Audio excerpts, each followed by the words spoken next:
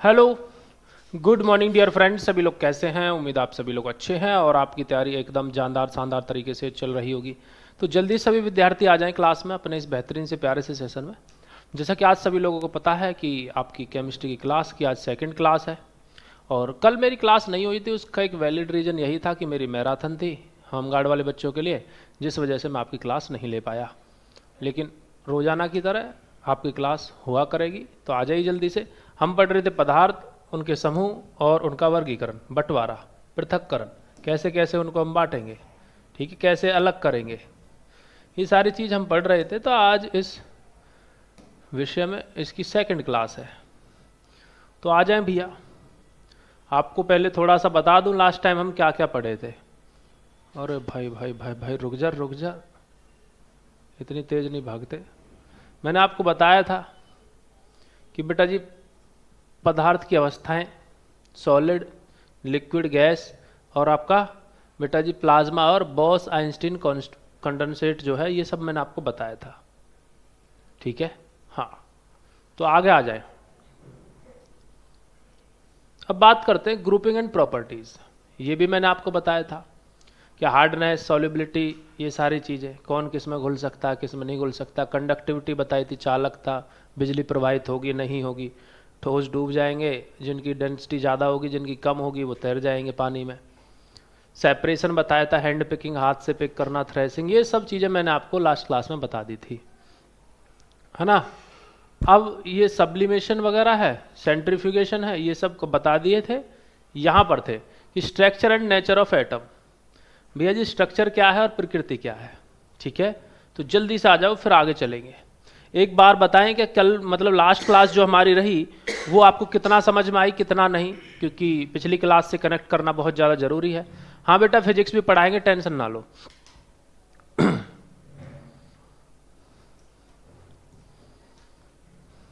Okay,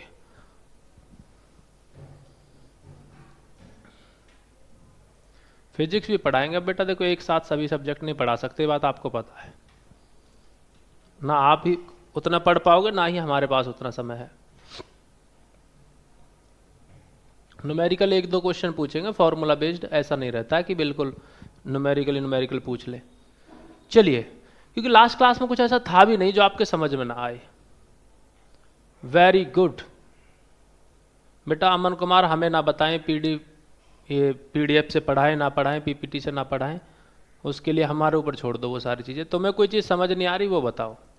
PPT ये कोई तरीका ना है। पीपीटी से समझ में ज़्यादा नहीं आता। क्यों बेटा? कंटेंट तो पीपीटी वही रहता, हाथ से वही रहता है। बस तुम्हें चाहिए टीचर खेल करता रहे, लिखता रहे। परमाणु, टीचर लिखता रहे यूं, परमाणु है, यही लिखे।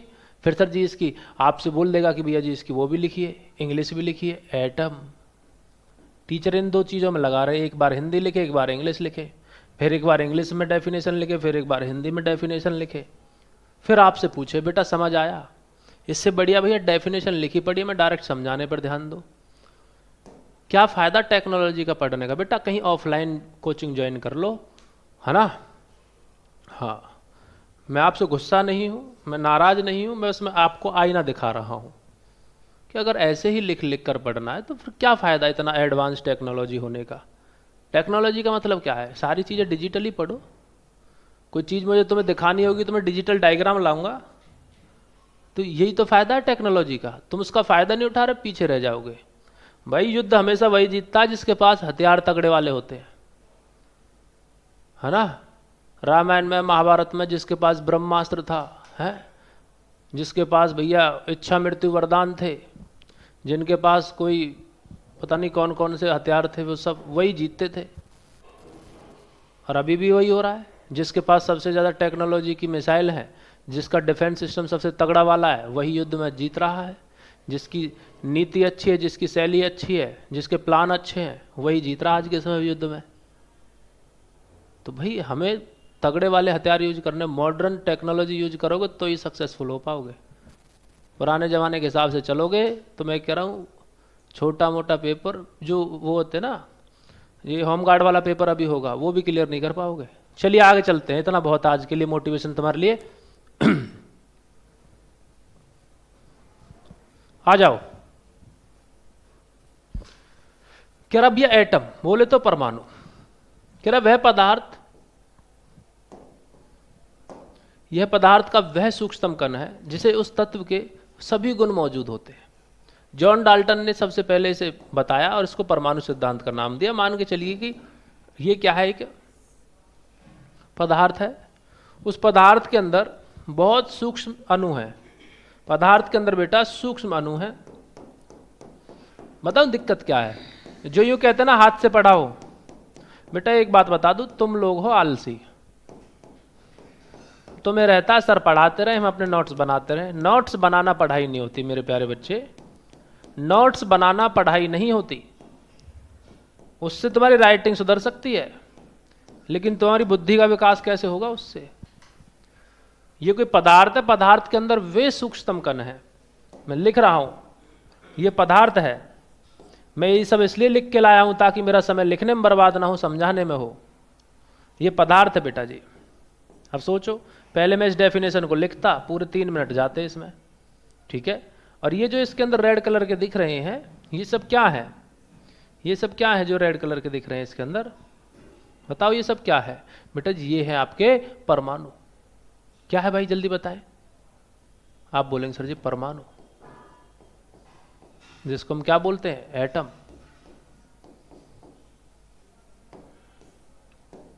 समझ पाए बात को? जी sir.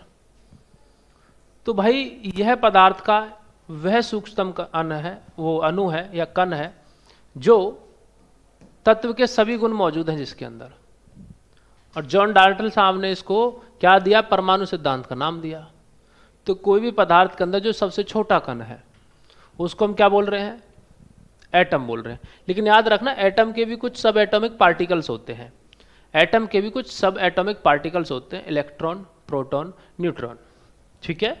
Electron, proton, neutron. Electron को किसने डिस्कवर किया भाई? जे थॉमसन ने। कह रहा कि ये नेगेटिव चार्ज वाला होता है। प्रोटॉन को किसने डिस्कवर किया बेटा जी? भाई गोल्डस्टीन ने। इन्होंने जो रदरफोर्ड के नाम से मतलब नाम इनको, एक 2 चीजें होती हैं, एक तो होता खोज करना, एक होता नाम देना। तो प्रोटॉन की खोज किसने की? मैं लिखता हूं और सही ढंग से आपको चीजें क्लियर हो जाएंगी। प्रोटॉन की खोज किसने की जब आपसे पूछा जाएगा? प्रोटॉन की खोज किसने की जब आपसे पूछा जाएगा तो आपको नाम देना पड़ेगा, सर ये रहा गोल्डस्टीन। नामकरण किसने किया बेटा जी? नामकरण किया रदरफोर्ड ने। रदरफोर्ड ने क्या किया? आप लिखेंगे सर प्रोटॉन का नामकरण। इसने तो बेटा जी प्रोटॉन का नामकरण किया, ठीक है। हाँ, ये समझ लो, बच्चा तो माँ बाप पे हुआ, नाम पंडित जी रख गए हैं। समझ गए? हाँ। तो बेटा जी जे थॉमसन, इन्होंने डिस्कवर किया इलेक्ट्रॉन को। इन्होंने बताया इस पर नेगेटिव चार्ज होता है। प्रोटॉन को सर गोल्डस्टीन ने डिस्कवर किया, नाम रदरफोर्ड ने रखा। इन्होंने बताया, या फिर आप कह सकते हैं कि प्रोटॉन पर जो चार्ज होता है वो पॉजिटिव चार्ज होता है। बात आ जाती है न्यूट्रॉन की। न्यूट्रॉन पर कोई चार्ज नहीं होता है, न्यूट्रल होता है। इसको बेटा जेम्स चैडविक ने डिस्कवर किया। इसको जेम्स चैडविक ने डिस्कवर किया। तो 3 चीजें हो गई। कितनी चीजें हुई? 3 चीजें हुई। देखो ये बात याद रखना, जो यहां पर जैसे एग्जाम्पल दे रखा है, एन एटम ऑफ हाइड्रोजन। ये हाइड्रोजन का एक परमाणु है, ठीक है। कह रहे हैं atom of gold Au which gives gold its yellow colour and shine. देखो येलो कलर दे रखा है गोल्ड ने, जिसकी वजह से चमक रहा है। या कोई भी आपका एटम रहेगा, जैसे कि यहां पर दिखा रखा बेटा हाइड्रोजन एटम, ठीक है। तो पॉजिटिव और नेगेटिव। नेगेटिव ये वाला, नेगेटिव वाला चार्ज कौन सा है जल्दी बता दो। चलो बेटा जी, जो नेगेटिव वाला चार्ज आपको दिख रहा है, नेगेटिव वाला क्या है? इलेक्ट्रॉन है। ये इलेक्ट्रॉन है। इलेक्ट्रॉन बाहरी कक्षा में रहते हैं, ध्यान रखेंगे भाई जी। मैं फिर से एक और डायग्राम बना रहा हूं आपके लिए। मान के चलिए अब ये पदार्थ नहीं है, इसका नाम है बेटा जी एटम। इसका नाम है एटम, जिसको बोलते हैं परमाणु। तो परमाणु की जो बाहरी कक्षा है, परमाणु की जो बाहरी कक्षा है उसमें तो रहते हैं इलेक्ट्रॉन बाहर की तरफ, बाहर की तरफ बेटा जी इलेक्ट्रॉन रहते हैं इसमें, बाहर की तरफ क्या रहते हैं, इलेक्ट्रॉन रहते हैं। Okay sir. और अंदर की तरफ, अंदर की तरफ रहते हैं प्रोटॉन और न्यूट्रॉन। अंदर की तरफ आप लिखना चाहें तो लिख दें भैया, अंदर की तरफ पॉजिटिव चार्ज रहता है और नेगेटिव चार्ज रहता है। आपको पता है पॉजिटिव चार्ज किसके लिए है, आपको ये भी पॉजिटिव और जीरो, नेगेटिव नहीं जीरो, न्यूट्रल। तो मैं लिख देता हूं फिर भी। ये बेटा जी क्या है, ये प्रोटॉन है, ये प्रोटॉन है, और ये क्या बेटा, ये न्यूट्रॉन है। समझ गए बात को। तो अंदर की कक्षा में क्या रहने वाले हैं, प्रोटॉन और न्यूट्रॉन, और बाहर की कक्षा में इलेक्ट्रॉन रहते हैं। इलेक्ट्रॉन के पास होता है नेगेटिव चार्ज, प्रोटॉन के पास पॉजिटिव, और न्यूट्रॉन के पास न्यूट्रल रहता है, उदासीन रहता है। आपको याद नहीं होती चीजें, ऐसे याद रख लो। कैसे याद रखोगे, देखो चीजों को बेटा आप ऐसे याद रख लो।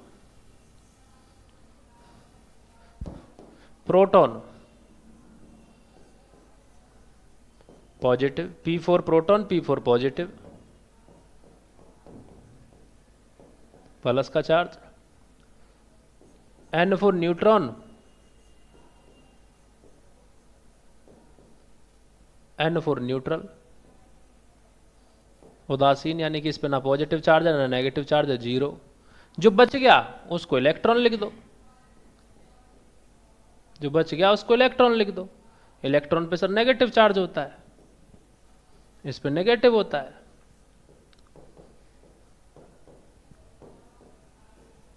तो इन सब पे पॉजिटिव हो गया, उस पे नेगेटिव चार्ज हो गया। आप ऐसे याद रख लेंगे, समझ गए।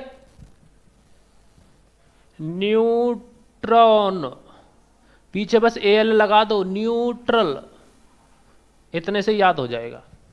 कभी कहने लगो सर N से तो न्यूट्रॉन भी है, N से तो नेगेटिव भी है। नहीं बेटा, यहाँ पूरी यहाँ पूरा वर्ड सही मैच खा रहा है।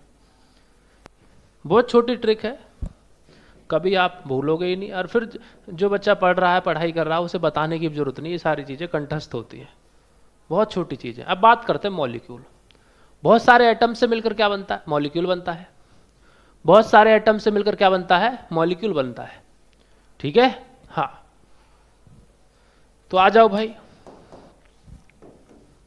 कह रहा भाई दो या दो से अधिक परमाणुओं का समूह, ग्रुप, एटम्स का ग्रुप, जो रासायनिक बंधों द्वारा जुड़ा हो, यानी कि जिसके अंदर केमिकल बॉन्ड्स हो, वह पदार्थ का वह छोटा कण है जो स्वतंत्र अवस्था में रह सकता है। इसका मतलब क्या है, कह रहा है कि एक ग्रुप ऑफ 2 और मोर atoms held together by chemical bonds, it is the smallest particle of a substance. याद रखें, किसी पदार्थ का सबसे छोटा पार्टिकल यही हो सकता है, कह रहा दैट कैन एग्जिस्ट इंडिपेंडेंटली, जो क्या है, स्वतंत्र अवस्था में रह सकता है। एग्जाम्पल है जैसे कि ऑक्सीजन मॉलिक्यूल। इसके अंदर बेटा जी क्या है, ऑक्सीजन के 2 एटम है, O प्लस O, क्या बन गया सर, O2, ऑक्सीजन। कह रहा वाटर मॉलिक्यूल, 2 हाइड्रोजन है 1 ऑक्सीजन है, 2 तो हाइड्रोजन है और 1 ऑक्सीजन है, तो H2 प्लस O क्या बन जाता है, H2O। इसमें हाइड्रोजन 2 है, ऑक्सीजन 1 है। नाइट्रोजन मॉलिक्यूल दिखा रखा है, इसमें 2 नाइट्रोजन है। तो ये क्या है, मॉलिक्यूल। तो एटम और मॉलिक्यूल में अंतर समझ आया नहीं आया, जल्दी बताएं,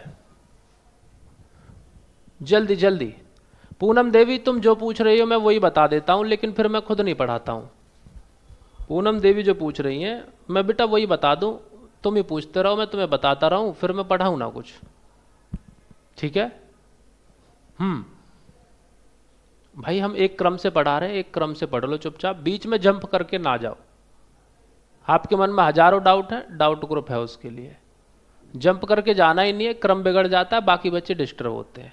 वापस आ जाओ। तो भैया जी 2 एटम थे, 2 एटम से मिलकर मॉलिक्यूल बन गया। एक हाइड्रोजन ये रहा, जी सर बिल्कुल, और एक हाइड्रोजन ये रहा, ऑक्सीजन ये रहा, क्या बन गया सर, H2O बन गया, जिसको हम कहते हैं जल, जिसको हम जल का मॉलिक्यूल कह देंगे, वाटर मॉलिक्यूल। यहां पर 2 ऑक्सीजन थे तो बेटा जी O2 बन गया, यहां पर 2 नाइट्रोजन थे तो N2 बन गया। समझ में आई बात? जल्दी बोले, आगे आ जाओ। कह रहा एलिमेंट क्या है, तत्व क्या है? कह रहा भाई वे शुद्ध पदार्थ जो केवल एक ही प्रकार के परमाणु से बने होते हैं। ध्यान रखेंगे, केवल एक ही प्रकार के परमाणु रहेंगे उसमें, और अभी तक 118 तत्व हमें ज्ञात है। इन्हें सरल पदार्थों में नहीं तोड़ा जा सकता, सब एक ही प्रकार के परमाणुओं से, एक ही प्रकार के एटम से मिलकर बने रहेंगे भैया, याद रखेंगे इस बात को। जैसे कि आपका आयरन है, आयरन है किसके लिए इस्तेमाल किया जाता है भाई? पुलों और औजारों के निर्माण के लिए इस्तेमाल किया जाता है। तो आयरन के अंदर पूरा लोहा है, जो पूरे लोहे का एक सरिया है, गाटर है, बिल्डिंग है, जिसमें भी पूरा लोहा, जैसे प्लास्टिक है। तो भैया हो सकता है एक ही प्रकार के परमाणु से मिलकर बनी हो। तो जैसे लोहा है, रॉ आयरन की बात हो रही है, जिसको Fe कह रहे हैं, उसमें सारे जो परमाणु हैं वो आयरन के ही होंगे, शीशे के नहीं घुस जाएंगे उसमें, मिश्र धातु नहीं है वो, ठीक है। सिल्वर है, मतलब चांदी है, और आपका सोना है, इनमें भी बेटा एक ही प्रकार के परमाणु हैं। तो ये सब क्या है? एलिमेंट्स है, तत्व है। चांदी को तुम उससे ज़्यादा और किस चीज़ में तोड़ोगे? ऑक्सीजन है, नाइट्रोजन है, सारे ऑक्सीजन ही रहेंगे वायुमंडल में, नाइट्रोजन तो नाइट्रोजन ही रहेगी। तो अभी तक हमें 118 तत्व मालूम है, पूरी हमारी जो पीरियोडिक टेबल है, इस बात को याद रखेंगे। और जितने भी तत्व हैं ये सब क्या है? एलिमेंट्स, एक ही प्रकार के परमाणुओं से बने होते हैं, एक ही प्रकार के परमाणुओं से बने हुए हैं। अब बात करते हैं कंपाउंड की। यहाँ पर कुछ भी देख लो तुम, चांदी हीरा, ये लोहा है, ये बेटा चांदी है, ये गोल्ड है, ये आपका क्या है बेटा जी? ऑक्सीजन है, नाइट्रोजन है, विभिन्न प्रकार की गैस है, इनमें कोई और दूसरी गैस नहीं घुस रही है। कंपाउंड की बात कर लेते हैं, यौगिक। अब कंपाउंड जो है ये 2 या 2 से ज्यादा एलिमेंट से मिलकर बनता है। समझो बात को, देखिएगा। जब बात हुई थी यहां पर, किस चीज को हम पढ़ रहे थे? एटम को। जब हम एटम को पढ़ रहे थे तो एटम के 3 पार्ट, भाई हम माइंड मैप से पढ़ सकते थे इसको। फिर क्या हो रहा है कि भैया जब 2 या 2 से ज्यादा एटम मिल रहे तो मॉलिक्यूल बन रहे हैं। तो पहले एटम थे पहले क्या थे? ध्यान दीजिएगा, अरे भाई पहले थे जी सर एटम, और जब ये 2 या 2 से ज्यादा हो गए यानी कि एटम्स हो गए तो क्या बन गया? मॉलिक्यूल बन गया, ये बन गया मॉलिक्यूल। ओके सर, भाई एटम जब 2 या 2 से अधिक हो गए तो क्या बन गया? मॉलिक्यूल बन गया। जी सर बिल्कुल बन गया। अब उसी कड़ी में हम आगे बढ़ रहे हैं, जिसको हम बोल रहे हैं एलिमेंट, तत्व। इसमें सभी एक ही प्रकार के एटम होते हैं, इसमें सभी एक ही प्रकार के एटम होते हैं। सर यहां भी तो ऐसा ही था? नहीं बेटा, यहां अलग अलग प्रकार के भी थे मॉलिक्यूल में। देखो जल भी है, हाइड्रोजन भी है। ये तो ये कह रहा है कि कोई भी चीज जब जुड़कर बना रही है 2 या 2 से अधिक तो वो मॉलिक्यूल है। तो वो कौन सा वाला मॉलिक्यूल है? तो बताएंगे बेटा जी एलिमेंट। एलिमेंट में सब एक ही प्रकार के परमाणु होते हैं, शुद्ध होता है। ऑक्सीजन है तो चाहे हजारों हजार की हजार ऑक्सीजन रहेंगे, ओ ही रहेगा। यहां पर आ जाता फिर कंपाउंड। इसमें क्या हो जाता है? जब 2 या 2 से अधिक एलिमेंट जुड़ जाते हैं, जब 2 या 2 से अधिक तत्व एक निश्चित अनुपात में रासायनिक रूप से जुड़ते हैं, निश्चित अनुपात में रासायनिक रूप से, केमिकली रूप से जुड़ते हैं, तो उनके मूल जो गुण है, तो इनके गुण मूल तत्वों से पूरी तरह अलग हो जाते हैं। एग्जाम्पल क्या है? Common salt, sodium chloride. देखो सोडियम का अपना खुद का एक अलग गुण है और क्लोरीन का अपना एक अलग गुण है, लेकिन जब ये दोनों मिल रहे हैं तो नमक बन रहे हैं, ठीक है। तो नमक जो है सोडियम और क्लोरीन से बना है, लेकिन खाने में सुरक्षित है। लेकिन वैसे तुम सोडियम को नहीं खा सकते, वैसे तुम क्लोरीन को नहीं खा सकते, समझ रहे हो? तो कह रहा है मेड ऑफ सोडियम, जो काफी हाईली रिएक्टिव मेटल है, आपको पता है सोडियम में तो आग लग जाती है सर, बिल्कुल। क्लोरीन काफी ज्यादा पॉइजनस है, काफी ज्यादा खतरनाक गैस है। But salt is safe to eat, लेकिन हम साल्ट को खा सकते हैं, जबकि दोनों इसी चीज से मिलकर बने हैं। 2 भाई दोनों तबाही होने चाहिए थे, हैं? ये 2 भाई दोनों तबाही होने चाहिए थे, एक जहरीला है, काफी ज्यादा रिएक्टिव है। लेकिन जैसे ही मिलते हैं तो नमक बनाते हैं। नमक हमारे लिए फायदेमंद है या नमक हमारे लिए कोई नुकसान वाली चीज नहीं है, हम खाते हैं नमक को। तो ये क्या हो गया? कंपाउंड हो गया। इसमें क्या है? 2 एलिमेंट मिल रहे थे। देखिए एलिमेंट, एक माइंड मैप रेडी कर देता हूं मैं आपके लिए, जिससे आपको इस 2-3 एग्जांपल्स को और समझ लो, फिर माइंड मैप रेडी करता हूं। H2O, कह रहा हाइड्रोजन जलती है, सबको पता है, काफी ज्वलनशील है। हाइड्रोजन बॉम्ब वगैरह भी बनाए जा रहे हैं। ऑक्सीजन जलाती है लेकिन पानी आग बुझाता है। देखो प्रॉपर्टी पूरी चेंज हो गई। कार्बन डाइऑक्साइड पौधों द्वारा संश्लेषण में उपयोग की जाने वाली गैस है। ठीक है, अब मैं आपके लिए माइंड मैप रेडी कर रहा हूं, देखिएगा। यहां पर थे एटम, यहां पर थे बेटा जी एटम, जिनको हम क्या कह रहे हैं सर, परमाणु कह रहे हैं। बहुत सारे परमाणु, है ना।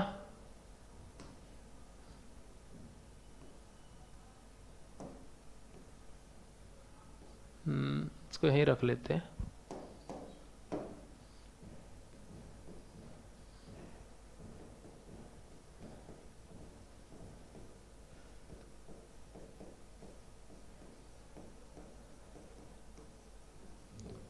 जब बहुत सारे परमाणु मिले तो क्या बना भैया? आप बोलेंगे बेटा जी बना मॉलिक्यूल। मॉलिक्यूल, ठीक है जी सर, बिल्कुल बन गया। जैसे मैंने आपको बताया H2O है, O2 है, N2 है। Okay sir. कह रहा है एलिमेंट, एलिमेंट थोड़ा इसको नीचे लिख लेता हूं। अब लिख रहे हैं हम एलिमेंट। क्या लिख रहे हैं? एलिमेंट। एलिमेंट को कहते हैं तत्व, एलिमेंट को कहते हैं तत्व। जी सर। जब बहुत सारे तत्व मिले, लेकिन एक याद रखना, एक फिक्स्ड कंपोजिशन में, एक निश्चित अनुपात में तो मिलते हैं, तो क्या बन जाता है भाई? जल्दी से बताएं। जब बहुत सारे तत्व मिल रहे होते हैं तो क्या बन जाता है? एक बार और समझा रहा हूं भाई, टेंशन ना लो। बहुत सारे तत्व मिलते हैं तो क्या बन जाता है? कंपाउंड बन जाता है, यौगिक बन जाता है। देख लो, दो या दो से अधिक एलिमेंट मिलकर क्या बनाते हैं? यौगिक। लेकिन याद रखने वाली बात है एक निश्चित अनुपात में। ठीक है, तो लिख दो भैया यहां पर क्या बन जाएगा? कंपाउंड बन जाएगा, जिसको हम क्या कह रहे हैं? यौगिक।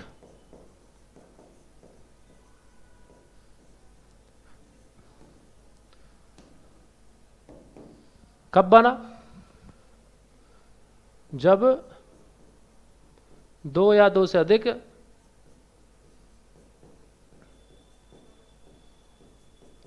क्या बने? जल्दी बोलो। तत्व एक निश्चित अनुपात में मिले, निश्चित अनुपात में मिले तब बना।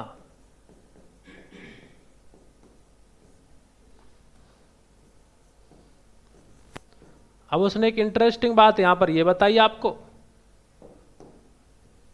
इनके गुण अलग अलग हो सकते हैं। अकेले का गुण अलग अलग हो सकता है, बोला ना। देखिए हाइड्रोजन ज्वलनशील है, पानी क्या है? ऑक्सीजन क्या है? आग जलाती है। लेकिन दोनों मिलकर पानी बनाते हैं, बुझाती है फिर आग को। अकेले का गुण अलग अलग हो सकता है, लेकिन मिलकर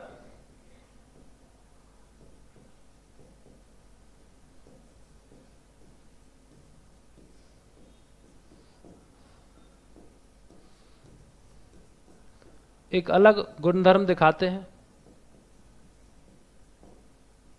सारी चीजें जब तुम एक जगह रखकर पढ़ना शुरू कर देते हो, चीजें क्लियर हो जाती हैं। अब ये क्या था? तत्व क्या था बेटा जी? एलिमेंट जो है, ये एलिमेंट क्या था? बताओ एलिमेंट क्या था भाई? जब बहुत सारे, प्यारे बच्चों, जब बहुत सारे एटम मिल रहे थे, लेकिन याद रखना एक ही प्रकार के थे। सबके सब ऑक्सीजन है तो ऑक्सीजन है, सबके सब आयरन है तो आयरन है, सबके सब लोहा है तो लोहा है, गोल्ड है तो गोल्ड है। जब आप क्या लिखने वाले हैं यहां पर? एक ही प्रकार के परमाणुओं से बने होते हैं, एक ही प्रकार के परमाणुओं से बने होते हैं।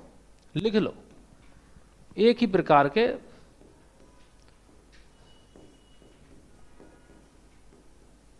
अब मैं यहां पर आपको थोड़ी सी चीज मतलब समझाना चाहूंगा।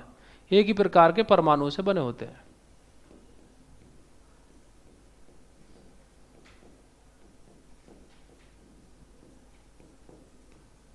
यहां पर जो चीज क्लियर करनी है वो मुझे ये कल करनी है, जिसमें बच्चों को कन्फ्यूजन रहता है। क्योंकि एक बार मैंने बच्चों को पता नहीं कौन से बैच में केमिस्ट्री पढ़ाई थी, तो मैंने थोड़ा एडवांस स्टेटमेंट लिख दी। अब बच्चा कन्फ्यूज आ गया और सारे ही बच्चे कन्फ्यूज आ गए कि सर ये तो कहीं किताब में लिखा ही नहीं है। मैंने कहा लिखा नहीं है बेटा, बेशक ना लिखा हो, लेकिन मतलब वही है उसका। वो क्या है, मान के चलो मैं इसको थोड़ी देर के लिए इस वाली कंडीशन को मैं हटा देता हूं। ये तो सिंपल था, एटम के अंदर 3 चीजें थी, एटम के अंदर 3 चीजें थी। चलो हटाता नहीं हूं, आपके नोट्स में ही रहने दूंगा। एक तो इलेक्ट्रॉन था, एक प्रोटॉन था और एक न्यूट्रॉन था। ठीक है, ओके सर, ये 3 चीजें थी। जब बहुत सारे एटम मिल गए थे तो मॉलिक्यूल बन गया था, आपको बताया। जब बहुत सारे परमाणु मिले तो क्या बन गया, क्या बना बेटा जी? आप बोलेंगे सर एलिमेंट बन गया। जैसे कि हाइड्रोजन मिला तो H2, ऑक्सीजन मिला तो O2। बेटा जी और भी चीजें थी, जैसे कि आपका आयरन है। अब एक जैसी तो मिल रहे हैं इसमें, बहुत सारे आयरन के परमाणु होंगे, उनके मिलने से तत्व बन गया, जैसे कि आपका Au एटसेट्रा। अब इन सब के अंदर कैसे परमाणु हैं प्यारे बच्चों? इन सब के अंदर सेम परमाणु हैं। इन सब के अंदर कैसे हैं? सेम एटम्स हैं। इसमें भी सेम एटम है, हाइड्रोजन के ही, इसमें भी सेम एटम है। समझना, बिल्कुल ग्राउंड लेवल पर ले जाकर समझा रहा हूं। इसमें भी सेम एटम है, सब में सेम एटम है, क्योंकि उसने बोला है कि एक ही प्रकार के परमाणु से बने, लेकिन ऐसा हो सकता है अनेक परमाणु है उसमें। ये भी सेम है। ओके, अब ऐसा हो जाए, थोड़ी देर के लिए मैं इसको, जगह नहीं है, चलो करता हूं, अगले पेज पे लेके जाता हूं।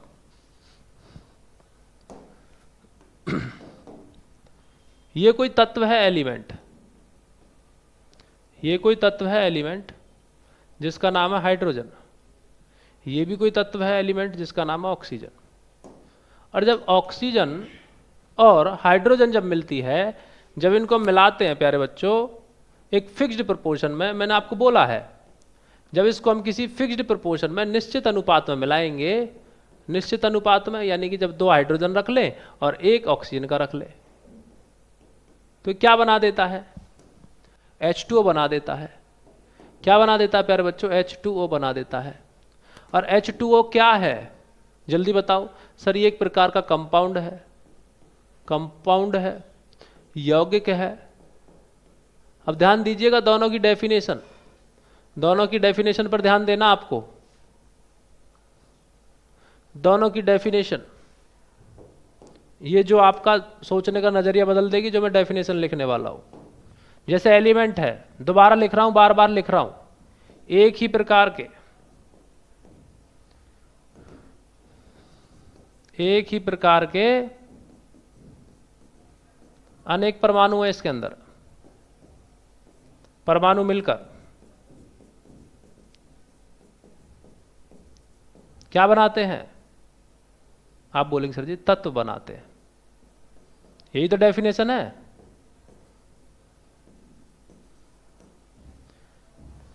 इसकी डेफिनेशन में क्या क्या लिखूं? अब यहां तुम कंफ्यूज हो गए, वो मैं कंफ्यूजन होने नहीं दूंगा, क्योंकि मैं पहले ही बहुत प्यार से समझा रहा हूं। मैं यहां लिख सकता हूं क्या कि विभिन्न प्रकार के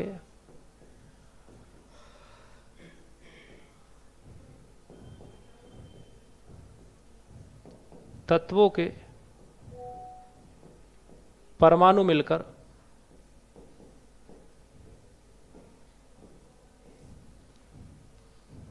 यौगिक बनाते हैं।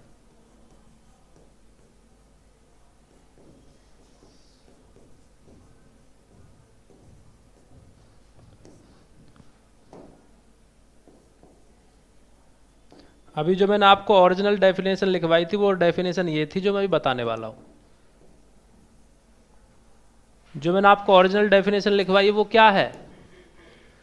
कंपाउंड की ओरिजिनल डेफिनेशन क्या है? बोलो जल्दी। 2 या 2 से अधिक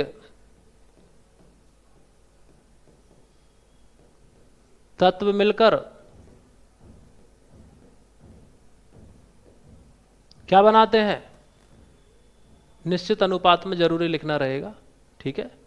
निश्चित अनुपात में मिलकर क्या बनाते हैं, यौगिक बनाते हैं।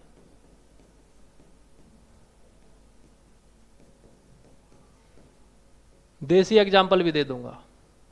ये दोनों एक ही डेफिनेशन है। जब मैंने ये डेफिनेशन लिखी तो बच्चे कंफ्यूज हो गए, नीचे वाली पे जो ग्रीन कलर से लिख रही, क्या इनका कुछ अलग मतलब है?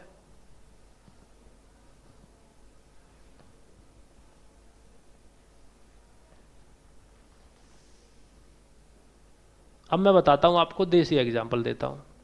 देखिए जी, आपका एक घर कुनवा है, कोई पड़ोसी आकर पूछे कि भैया ये तुम्हारा कोई फॉरेनर आ जाए कि तुम इतने लोग इकट्ठे कैसे रहते हो, या हमारे समझ नहीं आ रहा, तो तुम क्या कहोगे?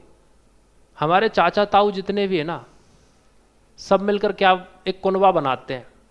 हमारे चाचा ताऊ सब मिलकर एक कुनवा बनाते हैं। उन्होंने कहा ठीक है, बढ़िया बात है। मैं ये भी तो कह सकता हूं कि हमारे चाचा ताऊ पोते पोती सब मिलकर एक कुनवा बनाते हैं। कह सकता हूं, नहीं कह सकता? तो वही चीज है, कंपाउंड कह रहा है जी, जब मेरे चाचा ताऊ मिल जाते हैं तो कुनवा बन जाता है। कंपाउंड ये भी कह रहा है कि चाचा ताऊ और चाचा ताऊ के भी बच्चे मिल जाते हैं तो भी कुनवा बन जाता है, क्योंकि चाचा ताऊ किससे बने हैं? परमाणुओं से मिलकर। कंपाउंड किससे बना है? चाचा ताऊ से मिलकर। चाचा ताऊ परमाणुओं से मिलकर बने हैं। तो मैं ये भी तो कह सकता हूं कि मेरे बेटों के पोते जो हैं वो मिलकर मेरे को कंप्लीट कर रहे हैं। मान के चलिए दादा, यौगिक को दादा मान लो, ये उसके बेटे हो गए, ये उसके पोते पोती हो गए। अगर मैं अपनी डेफिनेशन ये लिखूं कि भैया मेरे 4-5 बेटे हैं, सब मिलकर एक जगह रहते हैं, तो हमारा एक कुनवा बना हुआ है। मैं ये भी तो कह सकता हूं मेरे 4-5 बेटे और उनके बच्चे मिलकर कुनवा बनाते हैं।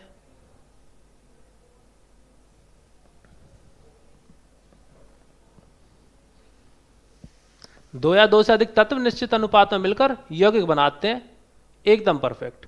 लेकिन तत्व भी तो परमाणु से बने। मैं ये भी कह सकता हूं विभिन्न प्रकार के तत्वों के परमाणु मिलकर यौगिक बनाते हैं, क्योंकि जब एक ही प्रकार के परमाणु मिल रहे थे तो एलिमेंट बन गया।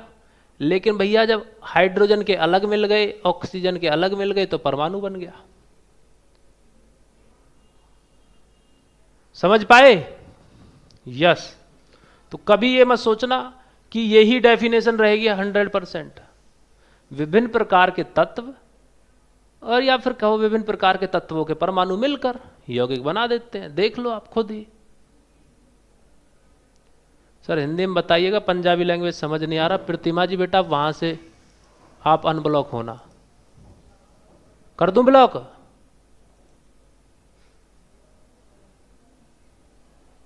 ये फालतू की टोंगटिंगबाजी किसी और क्लास में दिखाया करो, तभी तो तुम्हें बायोलॉजी समझ नहीं आ रही।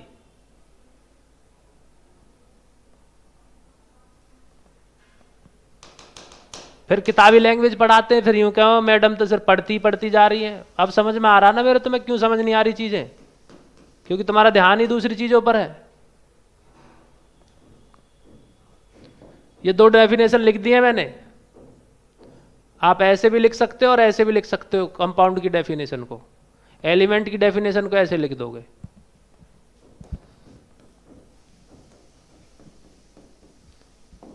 पंजाबी बोल दिया कि नहीं हो मलूकनी? आ जाओ। The power of compound.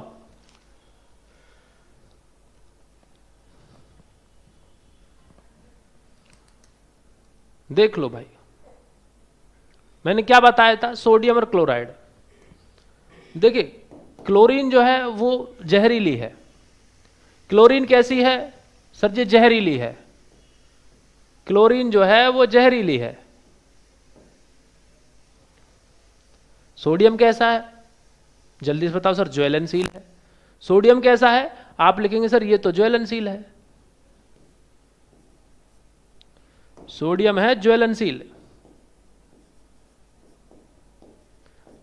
इनके अलग अलग गुण देखें तो अलग अलग खतरनाक गुण हैं, लेकिन जैसे ये मिल जाते हैं NaCl बनाते हैं। और NaCl क्या है बेचारा? बेटा जी नमक है। नमक हम खाते हैं। हाइड्रोजन गैस काफी ज्यादा ज्वलनशील है। ऑक्सीजन और मदद करता है आग को जलाने में, लेकिन जब दोनों को मिला देते हैं तो पानी बन जा रहा है।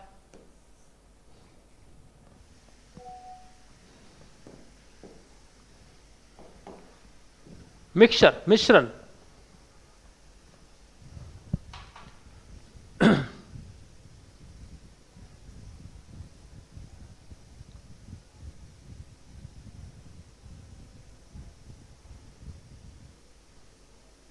डिफरेंट एलिमेंट मिलकर कंपाउंड बनाते हैं। बेटा ये बात सत्य है, लेकिन विभिन्न प्रकार के तत्वों के परमाणु मिलकर भी कंपाउंड बनाते हैं, ये बात भी सत्य है। उस डेफिनेशन में मैंने आपको ये बात समझाने की कोशिश की है, और जब क्वेश्चन आ जाएगा या एग्जामिनर आपको ऐसे घुमा देगा तो फिर आप बोलोगे कि ये तो सर ने नहीं बताया। मिक्सचर क्या है भाई? मिक्सचर में मिक्स हो जाती है जब दो या दो से अधिक पदार्थ किसी भी अनुपात में, ध्यान रखना, जब चीजें निश्चित अनुपात में थी तब यौगिक थी। कहां गया? ये रहा निश्चित अनुपात में। जब चीजें निश्चित अनुपात में थी, यहां भी लिख लो निश्चित अनुपात, जब चीजें निश्चित अनुपात में थी तब तो यौगिक थी, लेकिन जब निश्चित अनुपात में नहीं है तो मिक्सचर है। जब निश्चित अनुपात में नहीं है तो उसको मिक्सचर कहते हैं, मिश्रण कहते हैं। जब दो या दो से अधिक पदार्थ किसी भी अनुपात में भौतिक रूप से मिलते हैं तो कोई रासायनिक क्रिया इनके अंदर नहीं होती है। जैसे कि आपका बात कर ले एयर, ऑक्सीजन, नाइट्रोजन, अन्य गैस है दुनिया भर की किसी भी, देखिए ऑक्सीजन जो 21% है, 0.04% कार्बन डाइऑक्साइड है, नाइट्रोजन 78% है, अलग अलग प्रपोर्शन है। गन पाउडर, बारूद, गंधक, कोयला, पोटासियम नाइट्रेट, इन सब का मिश्रण है, बिना किसी उसकी कोई अनुपात नहीं है। दुनिया भर की एयर है, कार्बन, ऑक्सीजन, नाइट्रोजन, तीन ही मेन गैस आपकी होती हैं, बाकी आर्गन वगैरह भी हैं। ये गन पाउडर है ना, ये हिट्रोजीनियस मिक्सचर है। ये होमोजीनियस है। होमोजीनियस का मतलब सर गैस और गैस का मिक्सचर है।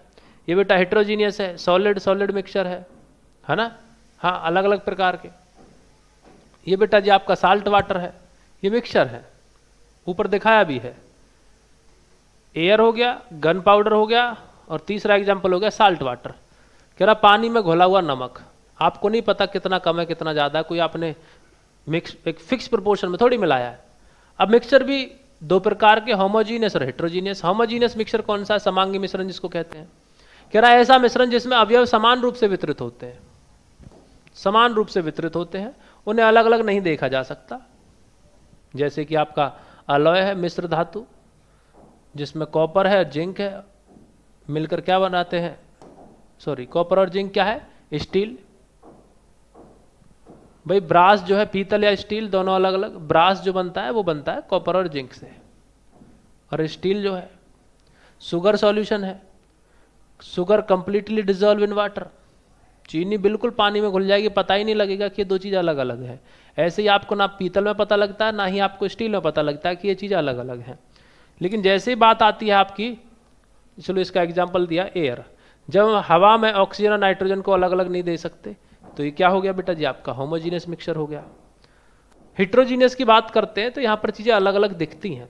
ऐसे मिश्रण जिसमें अवयव समान रूप से नहीं मिलते, समान रूप से नहीं मिले होते, उनके विपरीत भागों को स्पष्ट देखा जा सकता है, उनके विभिन्न भागों को, यानी कि अलग अलग जो भाग हैं। एग्जाम्पल है बेटा आपका मडी वाटर, गंदा पानी, कीचड़ वाला पानी, रेत आसानी से दिखता है। Mixture of oil and water, तेल और पानी का जो मिक्सचर है वो पानी नीचे दिखेगा, तेल ऊपर दिखेगा। कंक्रीट, छोटे पत्थर वगैरह ऐसी चीज़ें, सीमेंट, ये सब चीज़ें अलग दिखती हैं। इसको बोलते हैं हिट्रोजीनस मिक्सचर। क्या बोलते हैं? हिट्रोजीनस मिक्सचर बोलते हैं। तो देखो ये होमोजीनस मिक्सचर है, आपको पानी में पता नहीं लग रहा कि इसमें चीनी घुली है, आपको पीतल में भी पता नहीं लग रहा कि इसमें क्या क्या चीज़ है, सब एक जैसा दिख रहा है। आपको शुद्ध हवा में भी पता नहीं लग रहा कि इसमें कोई चीज़ मिली हुई है, क्योंकि सारी चीज़ें आपको एक जैसी दिख रही हैं। ये होमोजीनियस है। तो इसमें अवयव जो होते हैं वो क्या है? समान रूप से मिले होते हैं। इसमें अब जो अवयव हैं बेटा जी वो कैसे हैं? समान रूप से नहीं मिले होते हैं, तो इसके जो कंपोनेंट्स हैं वो नॉन यूनिफॉर्म है, आप ऐसा कह सकते हैं। तो इसमें सब चीज़ देखो आपको आसानी से दिखेगी। तेल और वाटर की बात करें, तेल नीचे, मतलब जल जो है वो नीचे है, तेल ऊपर है, तेल ऊपर रहता है, ठीक है सर, आसानी से देख पा रहे हो। कंक्रीट में देखो ये रोड़ी है, करेसर, मसाला, सीमेंट, जो कुछ भी सब दिख रहा है आसानी से, तो ये हेट्रोजीनियस मिक्सचर है। इसके अवयव समान रूप से नहीं मिले होते हैं। सलाद, खीरा, टमाटर, प्याज सब ऐसे मिले हुए हैं। इसका सूप बना दो तो तुम्हें कुछ भी पता ना लगे शायद। मिट्टी, पानी में कीचड़, सब कुछ अलग दिख रहा है कि मम्मी इसमें तो कीचड़ सी हो रखी है ऐसे करके। तो खीरा और टमाटर जैसे जो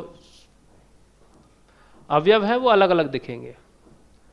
अब है इंपॉर्टेंट फैक्ट्स, आपके एग्जाम के लिए ये बात याद रखेंगे, यहां से चीजें बिल्कुल आती हैं, ये भी आपको याद रखना है। कह रहा चेंजेस ऑफ स्टेट, अवस्था का परिवर्तन, मेल्टिंग, गलन, वह प्रक्रिया जिसमें गर्म करने पर ठोस पदार्थ द्रव में बदल जाता है। भाई आप क्या करते हो, बर्फ को गर्म करो या ना भी करो, क्योंकि बर्फ तो ठंडी है, अपने आप रूम टेम्परेचर पर भी आएगी तो भी हो जाएगी। बटर लिख देता हूं मैं, बटर, बटर। जब बटर को आप गर्म करते हैं तो क्या बन जाता है बेटा जी, तरल बन जाता है। पहले ये कैसा था, सॉलिड था, जमा हुआ था। अब बेटा जी तरल वाला बटर, तरल वाला घी अब ये बन चुका है, आप ऐसा कह दें। कह रहे 0 डिग्री सेल्सियस पर बर्फ का पानी बनना या गर्म तवे पर मक्खन का पिघलना वही सेम चीज है। ये क्या है बेटा जी, अवस्था में परिवर्तन, चेंज ऑफ स्टेट। दूसरा है इसके एग्जाम्पल जैसे बॉइलिंग है, क्वेथन, सबसे पहले मेल्टिंग बताया था, गलना, ये भाप बनना, आपको पता है भाई द्रव पदार्थ एक निश्चित तापमान पर गर्म करने पर भाप में बदल जाता है। 100 डिग्री सेल्सियस पर पानी को उबालते हैं तो भाप बन जाता है। फ्रीजिंग में ठंडा करना, ठंडा करने पर द्रव पदार्थ जो होते हैं वो जम जाते हैं, जैसे फ्रीजर में बर्फ के टुकड़े का जमाना। अब है लेटेंट हीट, जिसको बोलते हैं गुप्त ऊष्मा। बेटा इसको थोड़ा समझ लो, व्हाट इज गुप्त ऊष्मा। कह रहा है कि वह छिपी हुई ऊष्मा जो पदार्थ का तापमान बढ़ाए बिना, उसके अंदर ऊष्मा छिपी हुई है, पदार्थ का टेम्परेचर भी नहीं बढ़ेगा, तो पदार्थ का तापमान बढ़ाए बिना, जो पदार्थ का तापमान बढ़ाए बिना उसकी अवस्था बदलने के लिए आवश्यक होती है। यह ऊष्मा कणों के बीच के आकर्षण बल को तोड़ने में खर्च होती है, जिसको हम लेटेंट हीट कहते हैं। एग्जाम्पल से समझ में आ जाएगा। कह रहा जब तक पूरी बर्फ पिघल ना जाए तापमान 0 डिग्री सेल्सियस पर ही रहता है। भाई बर्फ जमी हुई थी, बर्फ पिघलने लगी, आपके मन में सवाल आना चाहिए सर गर्मी लग रही है बर्फ को, तो बर्फ का टेम्परेचर थोड़ा कम हो जाना चाहिए। नहीं, बर्फ की जब सिल्ली बिल्कुल सॉलिड है तब भी 0 डिग्री सेल्सियस पर है, और जब वो थोड़ी सी पिघलने लगी तब भी 0 डिग्री सेल्सियस पर है। जब वो पूरी तरह पिघल जाएगी, जब पानी बन जाएगा, उस पानी के बाद उसका टेम्परेचर धीरे धीरे बढ़ना शुरू होता है। फिर वो 0 से 1 जाएगा, 1 से 2, 5, 10, फिर एक समय ऐसा भी आएगा आप कहोगे अरे ये तो नॉर्मल पानी है, ठंडा लेके आ। तो इसको बोलते हैं लेटेंट हीट। टेम्परेचर नहीं बदला है, पदार्थ का तापमान बढ़ाए बिना, टेम्परेचर नहीं बढ़ाया है, लेकिन अवस्था बदल गई है। पहले सॉलिड थी अब लिक्विड हो गई, और लिक्विड का भी टेम्परेचर 0 डिग्री है, बर्फ का भी 0 डिग्री था। अब जब तरल 0 डिग्री पर आ गया उसके बाद क्या होगा, धीरे धीरे तरल का टेम्परेचर बढ़ेगा। उबलते पानी का तापमान 100 डिग्री सेल्सियस ही रहता है, क्योंकि दी गई ऊष्मा भाप बनाने में इस्तेमाल हो रही होती है। उबलता हुआ पानी है, उसका तापमान 100 डिग्री सेल्सियस पर ही रहता है। तुम कितना ही उबाल लो उस पानी को, 100 ही रहेगा, क्योंकि तुम ज्यादा उसको तेज उबालोगे तो बचा हुआ भाप बनकर उड़ जाएगा, लेकिन पानी का टेम्परेचर 100 डिग्री सेल्सियस ही रहेगा। तो जितनी ज्यादा आप हीट बढ़ा रहे थे वो हीट पानी में जा रही थी, लेकिन भाप बनकर उड़ भी जा रही थी। पानी का 100 डिग्री सेल्सियस ही है, तो बर्फ का 0 डिग्री सेल्सियस ही रहेगा जब तक पूरी बर्फ न पिघल जाए। पानी का 100 डिग्री सेल्सियस ही रहेगा, चाहे तुम उसमें उसे कितनी भी हीट पे गर्म कर लो, 150 200 पे, वो भाप बन के उड़ता रहेगा, लेकिन पानी का 100 डिग्री सेल्सियस ही रहेगा। फिजिकल चेंज, भौतिक परिवर्तन। कह रहे एक अस्थायी परिवर्तन, अस्थायी का मतलब टेम्परेरी होता है, जिसमें कोई नया पदार्थ नहीं बनता, इसे आमतौर पर वापस पलटा जा सकता है। जैसे बर्फ को हम बेटा क्या कर देंगे, बर्फ से हम पानी बना देंगे, पानी से हम भाप बना देंगे। अब भाप से बेटा जी वापस भाप को ठंडा करके हम बर्फ भी बना सकते हैं, भाप को ठंडा करके हम पानी भी बना सकते हैं। समझ गए? लेटेंट हीट मतलब छिपी हुई ऊष्मा। लेटेंट हीट छिपी हुई ऊष्मा। उसने टेम्परेचर चेंज नहीं किया, टेम्परेचर नहीं बढ़ाया है, लेकिन उस चीज की अवस्था बदल दी है। जैसे कि मैं अभी लेटेंट हीट पर दोबारा आता हूं, लेटेंट हीट को समझाता हूं मैं आपको। बर्फ है कितने डिग्री सेल्सियस पर? 0 डिग्री सेल्सियस पर। लिख लो यार, चलो 0 डिग्री सेल्सियस पर बर्फ है। ये आधी पिघली हुई बर्फ है, आधी पिघली हुई बर्फ है।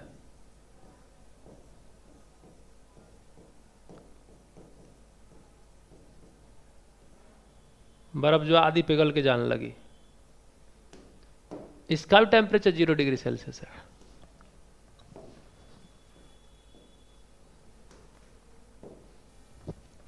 ये क्या है? बर्फ बिल्कुल पिघल चुकी, या बर्फ बिल्कुल पिघल जाने के बाद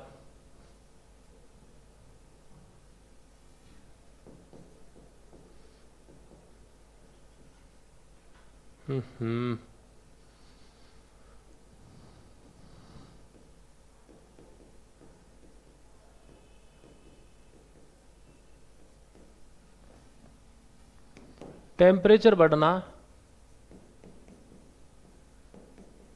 शुरू होगा,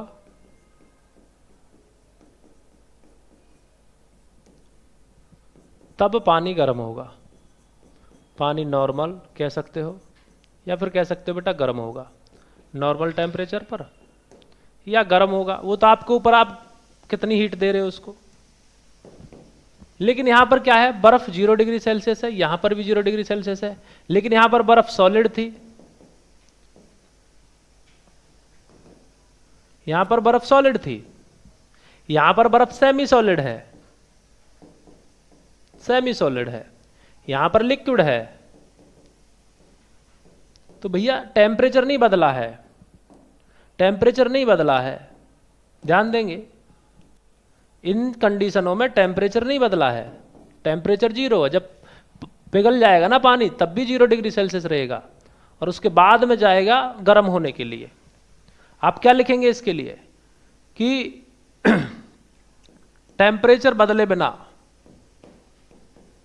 टेम्परेचर बदले बिना अवस्था में परिवर्तन, अवस्था में परिवर्तन, इसको क्या कहते हैं? लेटेंट हीट कहते हैं।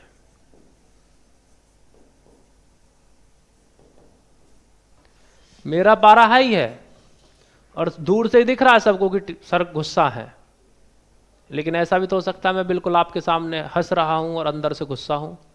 सेम वही चीज है कि भैया टेम्परेचर इसका 0 ही दिख रहा है, लेकिन इसने क्या कर दिया? इस लेटेंट हीट की वजह से तापमान को घटाए बिना इसको सॉलिड से अर्ध सॉलिड बना दिया, अर्ध सॉलिड से लिक्विड बना दिया, और यहां भी 0 डिग्री सेल्सियस टेम्परेचर है। जब पानी बन जाएगा, पूरी तरफ बर्फ पिघल जाएगी, तब जाकर बर्फ धीरे धीरे गर्म होना, वो पानी जो है जब धीरे धीरे गर्म होना स्टार्ट होगा। आप देख लो, बर्फ खा लो वो भी उतनी ठंडी, ठंडा पानी भी उतना ही ठंडा। ऐसे ही ये था, कितना ही गर्म कर लो पानी को, पानी 100 डिग्री सेल्सियस रहेगा। तुम उसे ज्यादा गर्म करोगे वो भाप बनकर उड़ जाएगा। अवस्था में परिवर्तन हो गया, तुमने ज्यादा हीट दी, पानी कहां पहुंच गया? भाप बनकर उड़ गया। अवस्था में परिवर्तन हो गया, पानी का टेम्परेचर चेंज नहीं हुआ है, पानी 100 डिग्री सेल्सियस पर ही है, पूरा भाप बनकर उड़ गया, खुद 100 डिग्री सेल्सियस पर है। पूरी बर्फ पिघल गई है, खुद भी 0 डिग्री सेल्सियस पर, यहां भी 0 डिग्री सेल्सियस पर, पूरा पानी पिघल गया 0 डिग्री सेल्सियस पर। अब उसके बाद जब पानी गर्म होगा तो उसका तापमान बदलेगा। यहां जब पानी को गर्म कर रहे थे, का पूरा पानी भाप बनकर उड़ गया, लेकिन पानी का टेम्परेचर 100 से ज्यादा गया ही नहीं। आपने चाहे उसको कितना ही टेम्परेचर दिया हो, आपने जितना फालतू टेम्परेचर दिया होगा उतना ही पानी भाप बनकर उड़ गया होगा। समझ गए? लेकिन खुद अपनी बात पर अड़ा रहा, जी मैं तो 100 डिग्री सेल्सियस पर ही रहूंगा, मार ले, पीट ले, छेत ले, कुछ भी कर ले। ये फिजिकल चेंज है। फिजिकल चेंज में क्या होता है कि भाई बर्फ से पानी, पानी से भाप। और ये सिंपल चैप्टर भी तुम्हारे समझ आ रहा ना बेटा, फिर तुम समझने के लायक ना हो, फिर तो तुम ऐसी धक्का दे रहे हो, तुम तो वैसे किसी कहने से फार्म भर दिया तुमने। उदाहरण, मेल्टिंग ऑफ वैक्स, मोम का पिघलना। भाई मोम है, पिघल जाती है, मोम सॉलिड है, पिघलने के बाद वो तरल बन जाएगी, लेकिन जैसे उसको ठंडा करोगे वो मोम जो है फिर से क्या बन जाएगी? सॉलिड बन जाएगी। डिजॉल्विंग शुगर इन वाटर, पानी में चीनी का घुलना, पानी में चीनी घोल दो, चाशनी बन गई, उसको गर्म कर दो, पानी भाप बनकर उड़ जाएगा, चीनी फिर बच जाएगी। Tearing paper, it change shape but it still paper. Paper को तुम फाड़ दो, पहले पेपर आयताकार है, अब तुमने पेपर के कर दिए 2 टुकड़े, अब तुमने कर दिए पेपर के 2 टुकड़े, अब भी पेपर वैसे, अब है तो अब भी पेपर, लेकिन अब 2 टुकड़ों में बट गया पेपर। है तो अब भी पेपर, लेकिन बट गया कितने टुकड़ों में? 2 टुकड़ों में। पेपर अभी भी है ये, लेकिन 2 टुकड़ों में बट गया है।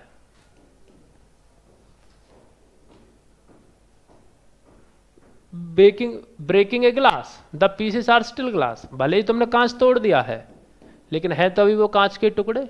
तोड़ने के बाद ऐसा तो नहीं है सर ये तो पानी के टुकड़े बन गए, नहीं, है कांच के टुकड़े। तो ये सब क्या है बेटा जी? इनको कहते हैं भौतिक परिवर्तन। जैसे कि मोम का पिघलना, मोम पिघल रही है, वापस से उसको तुम मोम बना सकते हो, उसमें से कुछ कम नहीं हुआ है। पानी में चीनी का घुलना, घुल गई ठीक है, लेकिन पानी गर्म कर दो, चीनी वापस मिल जाएगी। उस पानी को भाप बन के पकड़ लो, पानी वापस मिल जाएगा।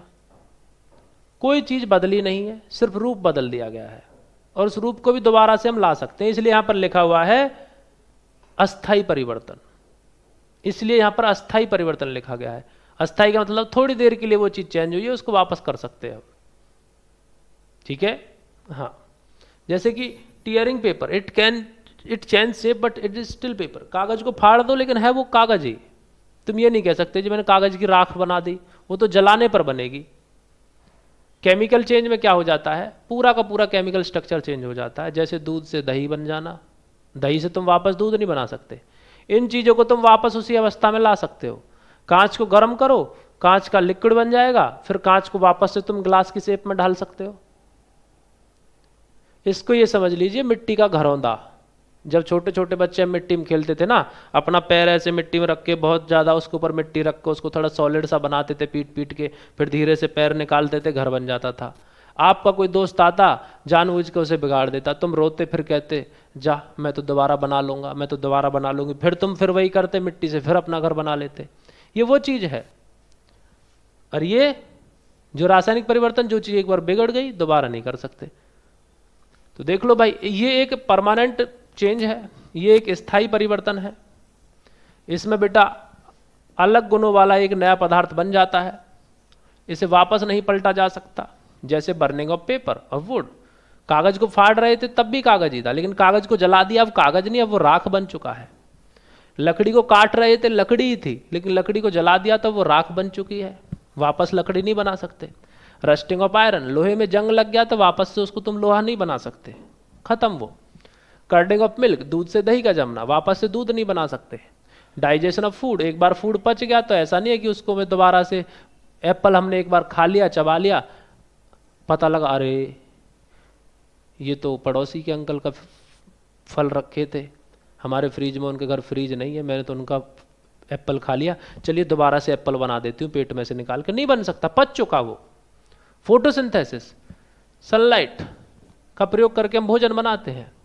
क्या भोजन को तोड़ के दोबारा से सूर्य का प्रकाश बना सकते हैं? नहीं। मोमबत्ती का जलना भौतिक है, ये बात याद रखना, और रासायनिक दोनों परिवर्तन है। इसको समझाएंगे थोड़ा कल, मोमबत्ती वाले पॉइंट को कल दोबारा से एक्सप्लेन करेंगे। थोड़ा सा मैं और समझा सकता था आपको, लेकिन वही बात हो रही है कि आप लोगों ने जो थोड़ा बात में लगाया, या आपको जो चीज़ें जो थोड़ा ज़्यादा डेप्थ में जाके बार बार मुझे ऐसे समझानी पड़ी, जिसकी वजह से हमारा जो समय है वो कम रहा, वरना 3-4 स्लाइड बची हैं, आपका हो जाता। जैसे कि अलॉय बचा था और सॉल्युबिलिटी, मिश्र धातु और घुलनशीलता बची थी, विलेयता जिसको कहते हैं। उसके बाद आपके डायरेक्ट क्वेश्चंस थे। ठीक है, हाँ। मोमबत्ती में अपवाद है, क्योंकि उसको जला देते हैं तो वो ईंधन के रूप में जलकर ऊर्जा के रूप में उड़ जाती है। लेकिन अगर उस मोमबत्ती को तुम बर्तन में रखकर पिघलाओ तो वो पानी की तरह उबलती रहेगी, पिघल जाएगी। ठीक है, जैसे उसको ठंडा करोगे वो फिर से जम जाएगी। हाँ, वाटर का आइस बनना फिजिकल चेंज है, आइस का भाप बनना या वो वाटर का भाप बनना वो भी फिजिकल चेंज है। हाँ, जो उसी अवस्था में वापस आ सके वो भौतिक, जो उसी अवस्था में वापस ना आए वो रासायनिक। लेकिन मोमबत्ती में ये दो चीज़ एक साथ अलग अलग तरीके से हो रही होती है। जब मोमबत्ती को तुम ईंधन के रूप में जलाते हो तो वो रासायनिक परिवर्तन है, जब उसको गर्म करके पिघला रहे हो तो वो भौतिक परिवर्तन है। ठीक है, धन्यवाद, बाय बाय।